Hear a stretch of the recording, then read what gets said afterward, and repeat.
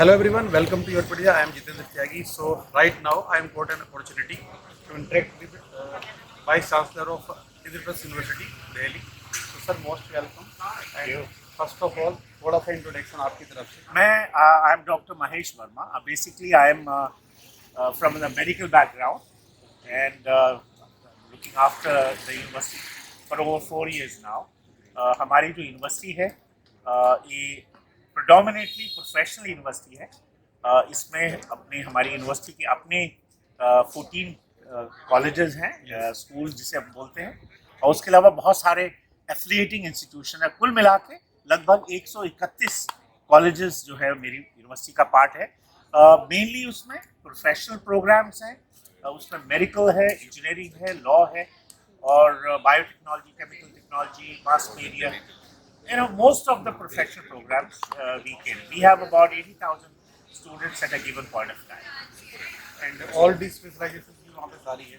जी, engineering के college हैं, महाराजा. हाँ, बहुत सारे हैं हमारे, बहुत सारे स्टार कॉलेजेस हैं, both in self financing mode और सरकारी भी हैं, आर्मी के हैं। और ये सारे जो कॉलेजेस हैं वो दिल्ली में ही नहीं बल्कि दिल्ली के आसपास यूपी है, हरियाणा है, एनसीआर में जो है हमारा ज्यूरिसडिक्शन पूरा एनसीआर।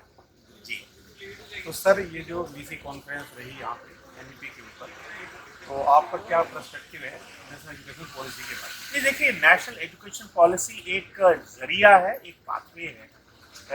हमारी जो ट्रेडिशनल जो एजुकेशन थी उसको हम कैसे कंटेम्पराइज करें, इंटरनेशनलाइज करें और उसको कैसे रिवैम्प करें, तो एक उसका रोड मैप है।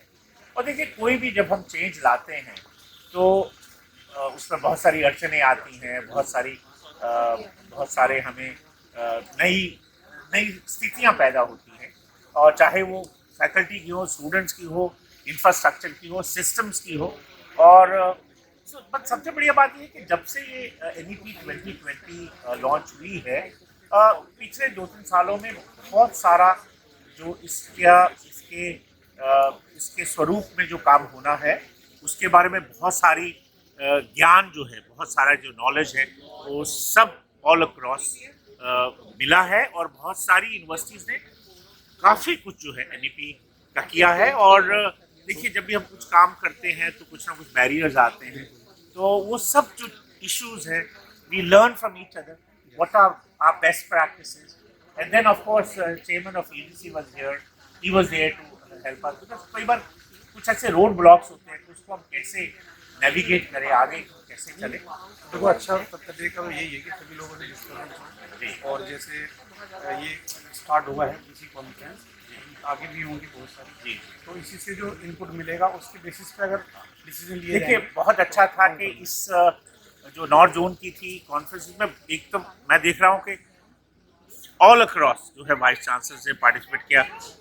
मुझे बताया गया कि लगभग 250 यूनिवर्सिटीज़ के वाइस चांसलर या उनके रिप्रेजेंटेटिव इस north zone vice chancellor conference में है। और इसके अलावा देखिए, जो इसका जो कॉन्फ्रेंस का जो मुद्दा था उसको हमने 8 हिस्सों में बांटा, 8 थीम्स में बांटा, और वो 8 थीम्स को अलग अलग ग्रुप्स में उसको ब्रेनस्टॉर्म किया, क्या उसकी रिकमेंडेशन होनी चाहिए, क्या चैलेंजेस हैं, क्या हम आगे को क्या कर सकते हैं, ताकि जो इसका इंटेंट है, जो ऑब्जेक्टिव है न्यू एजुकेशन पॉलिसी का, उसको हम किस तरह से फलस्वरूप उसको कैसे हम पूर्णता जो है उसमें सफलता हम हासिल करें। और बहुत सारे कुछ हमारे प्रश्न थे जो हम सब मिलके हमने पूछे और एक दूसरे से ज्ञान हासिल किया। और चेयरमैन साहब खुद बहुत सारी चीज़ें हमें बता रहे थे, तो कुल मिला के तो इसमें कल डिस्कशन के टाइम पे शायद एक पॉइंट मैंने सुना कि लॉ और मेडिकल को इससे थोड़ा सेपरेट रखा गया है, ऐसा कुछ नहीं, ऐसा नहीं है। देखिए, ऐसा है कि NEP में बहुत सारी फ्लेक्सिबिलिटी है, बहुत सी ऑटोनॉमी। अब देखिए, जहाँ जहाँ प्रोफेशनल प्रोग्राम्स हैं वो बाउंडेड है, उनकी स्टैट्यूटरी काउंसिल्स हैं, तो काउंसिल जो है वो अपने आप में ऑटोनॉमस है, वो अपनी दायरे अपनी खुद वो फिक्स करते हैं। तो और कुछ इस तरह से दायरे फिक्स किए हुए हैं, ऐसे साइलोज हैं, ऐसी क्लोज नेट बैरियर्स हैं कि अब वो आप ट्रांसलेट नहीं कर सकते एक जगह से दूसरी जगह जाना। तो ये देखा गया है कि लॉ और मेडिकल में देखिए सारा आ गया, nursing, pharmacy, dental, medical, homeopathy, Ayurveda, all Ayush.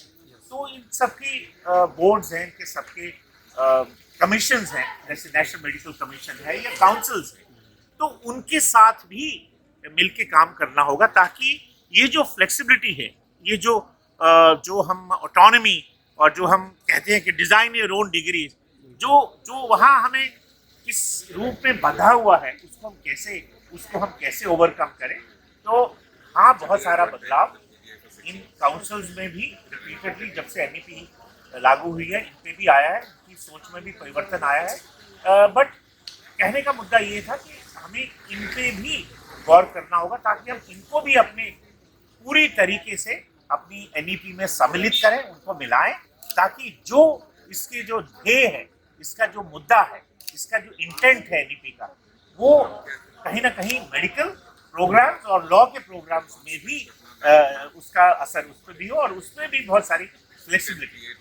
आप तो इसको अच्छे तरीके से आगे करवाई कर रहे हैं, आपने बताया मेडिकल बैकग्राउंड। हाँ, मैं बेसिकली मैं डेंटल प्रोफेशनल हूँ और मैं पहले किसी डेंटल कॉलेज का डीन था मौलाना आजाद में, और मैं डेंटल काउंसिल में 25 साल से हूँ और इसका वाइस प्रेसिडेंट था और एक्टिंग प्रेसिडेंट था और बहुत सारी और जो उसकी जो एग्जीक्यूटिव कमेटीज और वो है उसमें मैं पार्ट था। मैं मेडिकल काउंसिल का भी मेंबर था, तो मैं पूरा परिचित है कि कैसे हम काउंसिल्स, ऑफ कोर्स उनका जो काउंसिल्स को हम ब्लेम नहीं कर सकते क्योंकि वो जो भी सोचते हैं और जो भी वो रूल्स एंड रेगुलेशन लाते हैं वो भले के लिए लाते हैं, अपने प्रोफेशन के भले के लिए। जबकि एनईपी में हम चाहते हैं कि बहुत सारी फ्लेक्सिबिलिटी हो, बहुत सारे एक दूसरे के साथ मिंगल हो, मल्टी स्पेशलिटी हो, इंडियन नॉलेज सिस्टम को। अब आयुष में तो पहले इंडियन नॉलेज सिस्टम है, तो बहुत सारी चीज़ें मेडिकल में है और बहुत सारी चीज़ें मुझे लगता है कि आने वाले समय में जिस तरह से यूजीसी का और सब लोगों का जो पुश है, उससे मुझे लगता है कि बहुत जल्दी जो है ये इसका जो इंटेंट है वो काउंसिल भी समझेगी और काउंसिल समझ रही है और काउंसिल जो अपने में चेंजेस लाएगी और ताकि इसको हम अच्छी तरह से उपलब्ध कर सकें, इसको अच्छी तरह से हम फुलफिल कर सकें।